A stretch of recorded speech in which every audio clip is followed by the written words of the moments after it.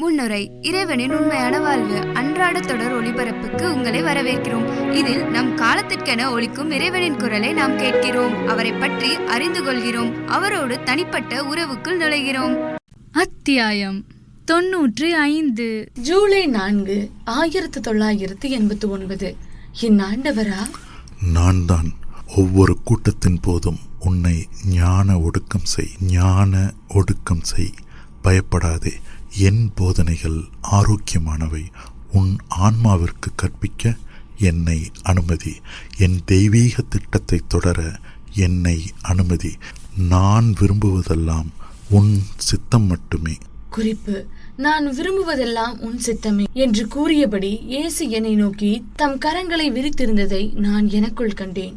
நான் என் சமாதானத்தை, என் அன்பை நித்தியத்திற்கும் உனக்கு தருகிறேன்.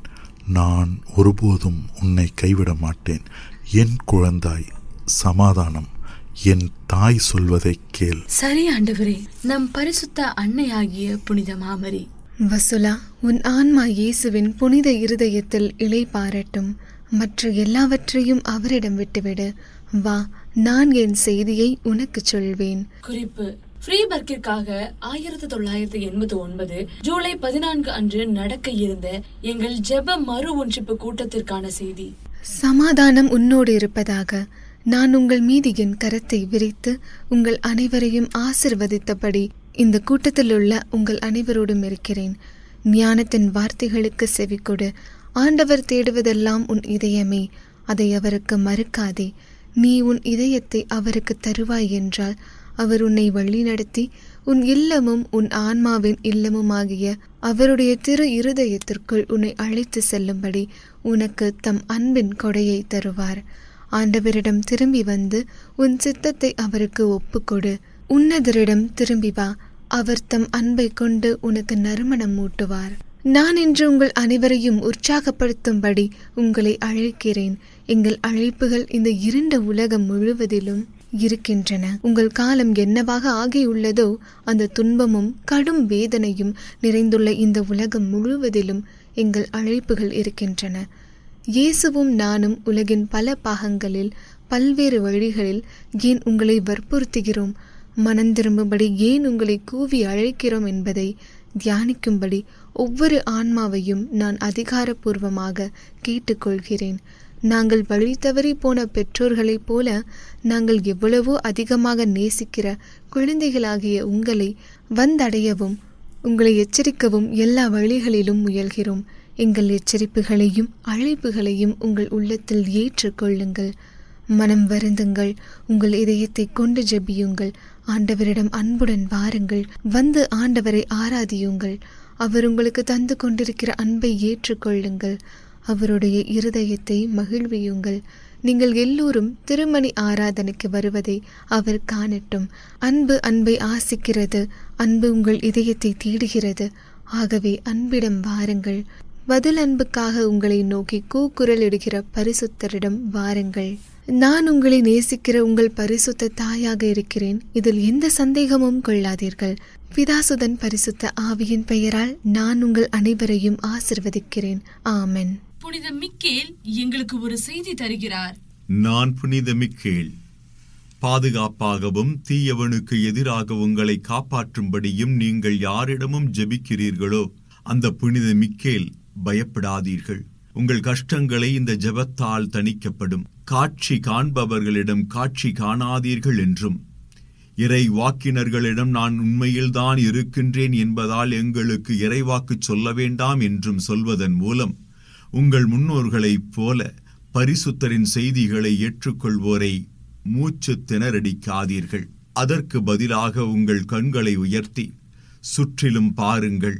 எல்லோரும் ஒன்றாக கூடி இறைவனிடம் திரும்பி வந்து கொண்டிருக்கிறார்கள். உங்கள் புதல்வர்கள் தொலைவில் இருந்து வருகிறார்கள். உங்கள் புதல்வியர் அன்போடு சுமந்து வரப்படுகிறார்கள். ஏனெனில் ஆண்டவர் தாமே இதை அறிவித்திருக்கிறார். உங்கள் காலத்தின் மீது இரவு ஆதிக்கம் செலுத்தினாலும் என் ஒளி அதை ஊடுருவி இந்த பூமியை மூடிக்கொள்ளும். மக்களினத்தார் அனைவரும் என்னிடம் வருவர். நான் மீண்டும் என் மந்தையை என் திருப்பெயரின் கீழ் ஒரே பரிசுத்த கிடைக்குள் ஒன்று கூட்டுவேன். ஓ ஆண்டவரின் குழந்தைகளே, ஜெபியுங்கள். குழந்தையின் வாயினின்று தாழ்மையுள்ளவர்களின் வாயினின்று வருவதை ஏற்றுக்கொள்வதன் மூலம் தம் மக்களை மீண்டும் சீர்படுத்தி ஆண்டவரை அனுமதியுங்கள். அஞ்சாதீர்கள், மீட்பு அண்மையில் உள்ளது. அது உங்கள் வாசல்களில் அருகிலேயே உள்ளது. பிதா, சுதன், பரிசுத்த ஆவியின் பெயராலே நான் உங்களை அனைவரையும் ஆசீர்வதிக்கிறேன். ஆமேன். வசுலா, உன்னை பயன்படுத்த ஆண்டவரை அனுமதி. ஆண்டவருக்காக ஏங்கு, அவரை அன்பு செய், ஏனெனில் அவர் அனைவரிலும் அதிகமாக தயவிரக்கமுள்ளவர். பிற்பாடு இன்னும் இறைவனுக்காக தாகம் கொண்டவளாக 10 நொடிகள் தான் நீடிக்கிறது என்றாலும் அவர் எனக்கு தந்துள்ள இந்த தனிப்பட்ட வழியில் நான் அவரிடம் வருகிறேன். எனக்கு அந்யோன்யத்தின் ஒரு பரிமாற்றம், என் இரட்சகருடன் ஒரு உரையாடல் மட்டும்தான் தேவைப்பட்டது. ஆண்டவரே, நான் உம்மை அன்பு செய்கிறேன். நான் தான் மலரே, என்னை அன்பு செய், என்னை மகிழ்வி, நெருங்கி வா, நான் உன் அருகில் இருக்கிறேன். ஜூலை 5, 1989. என் ஆண்டவரா, நான் தான் சமாதானம் உன்னோடு இருப்பதாக. ஆண்டவரே, சில சமயங்களில் இது கடினமாயிருக்கிறது. என் வசுலா, ஒரு பாலைவனத்தில் வாழ்வது கடினமாகத்தான் இருக்கும் என்று எனக்கு தெரியும். ஆனாலும் என் கண்கள் எப்படி ஒருபோதும் உன்னை விட்டு விலகுவதில்லை என்பதை நினைவில் கொள். என் மீது சாய்ந்து கொள். என் வார்த்தைகள் கடந்த காலத்திலிருந்து மாறுபடுவதில்லை.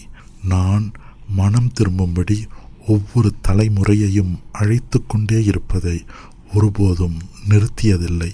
மிகுந்த அன்போடும் பரிதாப உணர்வோடும் நான் எப்போதும் என் கரத்தை நீ பிடித்து கொள்ளும்படி நீட்டியபடியே இருப்பேன். என் அன்பின் வேலைகளை தொடர்ந்து செய்ய நீ மனதாயிருக்கிறாயா? ஆம் ஆண்டவரே, இதுதான் உம் விருப்பம் என்றால் நான் மனதாயிருக்கிறேன். இது என் விருப்பம்தான். பூமியின் மீதுள்ள ஒவ்வொரு ஆன்மாவையும் அழகுபடுத்துவதே என் விருப்பம். என் அப்பத்தை ஒவ்வொருவரும் சுவைக்க அனுமதிப்பதே என் விருப்பம்.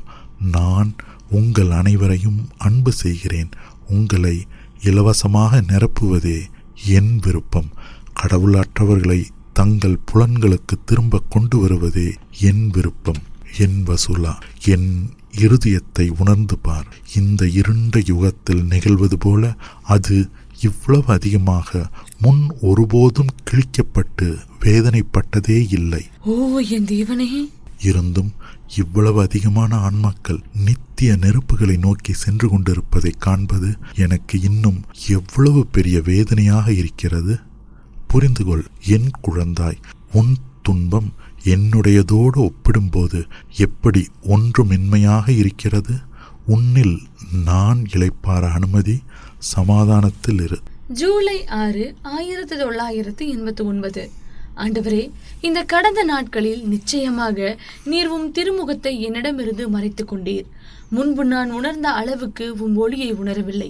ஏன் என்னை கைவிடுகிறீர் ஆண்டவரா? ஏன் என்னை கைவிடுகிறீர் ஆண்டவரா? நான் தான் ஜெபிப்பதை ஒருபோதும் நிறுத்தாதே. நான் உன் மீட்பர், பரிசுத்தர். உன் மீதான என் அன்பு பெரிதாயிருக்கிறது. உன் ஆன்மாவுக்கு நன்மையானதை நான் உனக்கு கற்பித்து கொண்டிருக்கிறேன். உன்னை வடிவமைப்பவர் நான் தான். நான் உன்னை கைவிடுகிறேன் என்று நினைக்காதே, துயரம் கொள்ளாதே. நீ வீணில் உழைக்கவில்லை. என் வசுலா, கேள். நான் உன்னை அன்பு செய்கிறேன். என் அப்பத்தை கொண்டு உன்னை உண்பிப்பதை நான் ஒருபோதும் நிறுத்த மாட்டேன். நான் சொல்வதை கேள். நான் மிகுந்த பரிதாப உணர்வின் காரணமாக இந்த தலைமுறைக்காக ஒரு இன்பமான திராட்சை தோட்டத்தை ஆயத்தம் செய்து கொண்டிருக்கிறேன். நான் அழகிய குருத்துக்களை வெளியிடும் ஒரு திராட்சை செடியைப் போல் இருக்கிறேன். குறிப்பு: சீராக் ஆகமம் 24ஆம் அதிகாரம் 17ஆம் இறைவார்த்தை. என் மலர்கள் அன்பு மற்றும் சமாதானத்தின் கனிகளை தருகின்றன. என்னை ஆசிப்பவர்களே, என்னை நெருங்கி வந்து என் கனிகளால் நிரப்பப்படுங்கள். குறிப்பு: சீராக் ஆகமம் 24ஆம் அதிகாரம் இறைவார்த்தைகள் 18 மற்றும் 19. என்னை உண்பவர்கள் இன்னும் பசியாயிருப்பார்கள். என்னை பருகுபவர்கள் இன்னும் தாகமாயிருப்பார்கள். குறிப்பு: சீராக் ஆகமம் 24ஆம் அதிகாரம் 21ஆம் இறைவார்த்தை. மகளே, எனக்காக ஒவ்வொரு ஆன்மாவும் பசி தாகம் கொண்டிருக்க வேண்டும் என்று நான் எவ்வளவு விரும்புகிறேன். திருச்சபை இப்போது இருப்பது போல சிதைவில் இருந்திருக்காது. ஏனெனில் அன்பு இல்லாத போது அவர்களுடைய சம்பிரதாயங்களும் சடங்குகளும் எனக்கு என்ன பயன்? ஒரு மரம் வேரில்லாமல் பிழைத்திருக்க முடியுமா? என் திருச்சபையின் வேர் அன்புதான். அப்படி இருக்க அன்பு இல்லை என்றால் என் திருச்சபை எப்படி பிழைத்திருக்க முடியும்? இயேசுவே, நான் உமக்கு ஆறுதல் தர விரும்புகிறேன். உன் அன்பை கொண்டு என் தலைக்கு ஓய்வு கொடு. என்னை நேசித்து உன்னில் நான் இளைப்பாற என்னை அனுமதி. என் தேவனற்கன்னை பேழை அருகில் உங்கள் அனைவரையும் நான் காண்பேன் என்பதில் நான் ஆழமாக மகிழ்ச்சியுறுகிறேன். குறிப்பு: ஆராதனை நேரத்தில் இருக்க போகிறவர்களை இயேசு இப்படி குறிப்பிட்டார்: அன்பு உங்களை அன்பு செய்கிறது. நானே ஆண்டவர். ஆகவே பாதுகாப்பாக உணருங்கள். ஜூலை 7, 1989. நீர் என் கடவுளாக இருப்பதால் உமக்கு கீழ்ப்படிய எனக்கு கற்றுத்தாரும். நீரே எனக்கு கற்பிப்பவராக இருப்பதால் என் ஆவி என்னை கைவிடுகிறது. இந்த அந்நிய நாட்டில் நான் ஆறுதலற்றவளாக உணர்கிறேன். ஆண்டவரே, என் வேண்டுதல்களை கேட்டருளும். எங்கே இருக்கிறீர்? மலரே, சமாதானம் உன்னோடு இருப்பதாக. நான் உன் அருகில் இருக்கிறேன். இப்போதிலிருந்து நீ என்னில் அதிக விசுவாசம் கொள்ள வேண்டுமென நான் விரும்புகிறேன். நான் உனக்கு கற்பிப்பவர் அல்லவா? அப்படி இருக்க நீ எதற்காக கவலைப்பட வேண்டும்? சமாதானமாயிரு. நானே மன்னிப்பு. எனக்கு பிரமாணிக்கமாயிரு. மற்றதை என்னிடம் விட்டுவிடு. நான் உனக்கு என் அப்பத்தையோ என் அன்பையோ தர ஒருபோதும் மறக்க மாட்டேன். ஒருவர் மீது ஒருவர் அக்கறை கொள்ளுங்கள். அடிக்கடி என்னிடம் குறைந்தது ஒரு கண நேரமாவது ஜெபி. நான் எப்போதும் உனக்கு முன் இருக்கிறேன். உன்னை வழிநடத்தும் ஒரே ஒருவர் நானே. ஆகவே உன் கரம் என் கரத்தில் இருப்பதால் நம்பிக்கையோடு இரு. நீ வறியவள் என்று எனக்கு தெரியும். ஆனால் நானே அளவற்ற செல்வம் அல்லவா?